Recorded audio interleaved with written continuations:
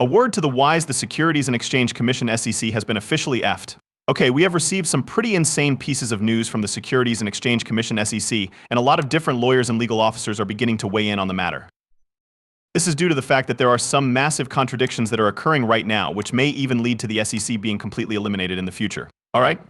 Some absolutely amazing information, and I have to say that when it comes to Brad Garlinghouse, Gary Gensler, Stuart Alderetoy, and of course the Chief Legal Officer at Ripple, they are all dropping bombshells right now. I have to say this because I have to say it. It is a crazy time to be involved in XRP, and it is also a time that is going to bring a lot of opportunity for you guys. It is insane. In light of the fact that this is a bombshell update, I need you guys to pay attention and completely destroy that like button so that everyone can see this. Now, let's begin watching the video. As a result, we need to begin with Ripple's Chief Legal Officer because he has made a statement that is just stunning, and to tell you the truth, this statement deserves all the attention in the world right now because it really does say something about the Securities and Exchange Commission. What did he have to say?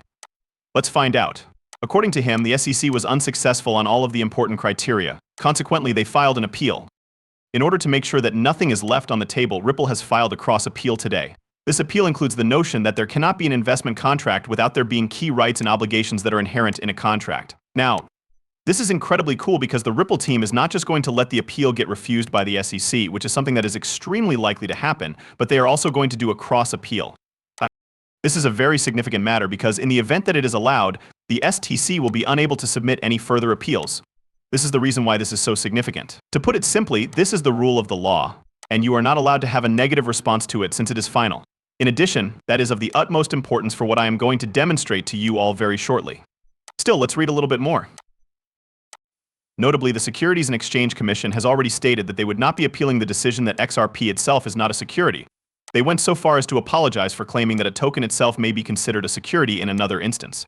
That is the law, and an appeal on these other reasons will not impact the outcome of the case. An early appeal of the decisions that Ripple's XRP sales on exchanges and Ripple's other XRP distributions, such as to employees and developers, were securities was attempted by the Securities and Exchange Commission SEC during the course of the previous year, but it was unsuccessful. They are likely to pursue these once more, and they will be unsuccessful in both of their attempts. The fact that the Securities and Exchange Commission SEC is now able to even do this ought to be on everyone's attention. It is imperative that each and every one of you pay attention to this. They are able to appeal on an ongoing basis utilizing funds provided by taxpayers. This cross-appeal is particularly significant because of this reason. If we do not take this action, the Securities and Exchange Commission CC will continue to utilize millions of dollars from the taxpayers in an effort to essentially try to bring Ripple to bankruptcy because they want to. And that is of such a shockingly corrupt nature. However, if you think that is a terrible thing, please just wait, alright? At this point, Stuart concludes this entire statement by adding, "At long last, I am putting a stake in the heart of Gensler's misguided attack on our industry. I share his sentiments for this statement. I cannot believe it. Please, the federal court, bring justice to the entire planet. That is all that is required of us." On the contrary, Brad Garlinghouse did in fact quote retweet this, and in addition to this, he had some other things to say. He asserts that, as I mentioned earlier this month, if Gensler and the SEC were concerned about the rule of law, they would accept their loss and move on with their lives. However, they are not interested in faithfully implementing the law or in providing clarity to industry players in the United States. Under Gary Gensler's leadership, the agency's sole objective is to cause chaos rather than any other goal. Innovation and technology in the United States of America be damned. I couldn't agree with you more. Now that we have filed our cross appeal today, we are looking forward to putting an end to the SEC's agenda of regulating by enforcement and finally putting an end to the SEC's fate. During the initial round of core, Ripple was the market leader, and we are excited to continue to be at the forefront of the industry during this round as well. Once more, as a member of the cryptocurrency business, you are obligated to show appreciation for what XRP is accomplishing. XRP is the only cryptocurrency that has provided this degree of transparency for every other stakeholder in the sector. Therefore, if you do not respect it, you do not appreciate cryptocurrency. This is because XRP is the only alternative cryptocurrency. However, the court of public opinion is the most essential element of all of this. This does not mean that this is preventing the Securities and Exchange Commission from continuing to be the most corrupt and insane organization in the world. At long last, the general public is coming to terms with the fact that the Securities and Exchange Commission is acting in a manner that is contrary to their mandate. As an example, just take a look at how viral these posts are going on X, which is, of course, a social media platform that supports freedom of speech. This is just incredible content. Taking all of this into consideration, if you believe that things couldn't possibly get much crazier or any more idiotic, then have a look at this moment. Paradigm's Vice President of Regulatory Affairs, Justin Slaughter, is the one who has provided this information. Right now, we are going to read this. Please move quickly because this is of the utmost importance. At this point, have a look. I would admire it if Chair Gary Gensler just acknowledged publicly what he is rumored to say privately, which is that he is attempting to destroy cryptocurrency for the benefit of other markets, and that he is prepared to stake the SEC's regulatory powers at this Supreme Court while singing, "Luck be a lady tonight." This follows the explosive announcement that was made by Cumberland, which is another corporation that the Securities and Exchange Commission (SEC) has just targeted. And before this video is over, I'm going to show you guys something that is going to either make you guys laugh or make you guys tear your ears out of one another.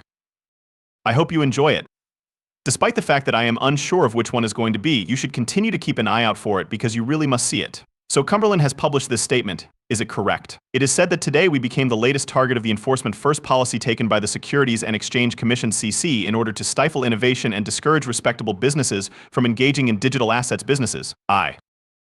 T is despite the fact that their proposal was met with opposition from members of both parties in the most recent House Financial. Having said that, I did show you some footage of that, in which the Securities and Exchange Commission (SEC) was referred to as a rogue agency, criticized for his failure to collaborate with Congress, and criticized for misusing his position. It is common knowledge that the Chief of Enforcement at the Securities and Exchange Commission (SEC) just left as well, and he is currently looking for work in the private sector. I've seen that a lot of people are beginning to give this some thought. Why is the Securities and Exchange Commission so enthusiastic about this enforcement-first approach? Despite the fact that everyone is against it, you should sue the very daylights out of everyone who uses money from the taxpayers. In addition, it appears that the answer to that question is that it is able to secure jobs for them in the private sector that give them a significantly higher salary.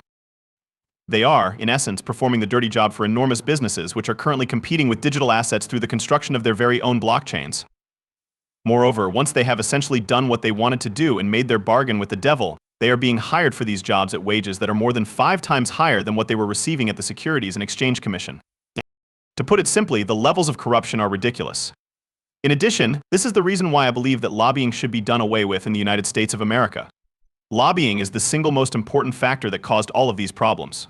This is taking place as a result of all of the money that is being transferred to these SEC employees from behind the scenes, as well as all of the backhand deals that are taking place with all of these government agencies. According to the statement that Cumberland released, they also had some other significant things to say. The SEC's opinion that some of our transactions involving particular crypto assets were security transactions is the question that we are trying to resolve in this litigation. On the subject of this matter, we have been having negotiations with the SEC in good faith for the past 5 years. Up until today, did they ever bring this up in conversation? Do not. Consequently, if you are in constant communication with the Securities and Exchange Commission (SEC) discussing various aspects of your business and I simply say, we are going to sue you. Despite the fact that we are currently engaged in active discussions and have not made any attempt to even try to find some kind of common ground, I believe that it becomes abundantly clear to everyone involved that the SEC will not protect you in any way, shape, or form as long as you are involved in digital assets to any degree. Cumberland continues by stating that on our end, we have distributed dozens of written summaries and statements, created thousands of pages of material, and made our top management and compliance personnel accessible for a significant number of hours of interviews. Today's complaint is the first time that the Securities and Exchange Commission has detailed the particular transactions and problems. Millions of pages, many talks with individuals that have a particular compliance personality as CC. I have you all begun to comprehend what is taking place in this situation. I believe that it is very evident to anyone who possesses even a fraction of a brain that is capable of functioning that this is not acceptable. It is the assertion of the SEC that these transactions necessitated our registration as a broker-dealer. Despite the fact that we strongly disagree with this, we went ahead and made the decision to purchase a registered broker-dealer in 2019. Why didn't this come up earlier? It was not until then that we were informed that we could only utilize our broker-dealer to trade Bitcoin or Ethereum, despite the fact that Chairman Gensler had called on us to simply come in and register. So what exactly is going on in this situation? Do we only have Bitcoin and Ethereum as non-securities in this context? What exactly is going on?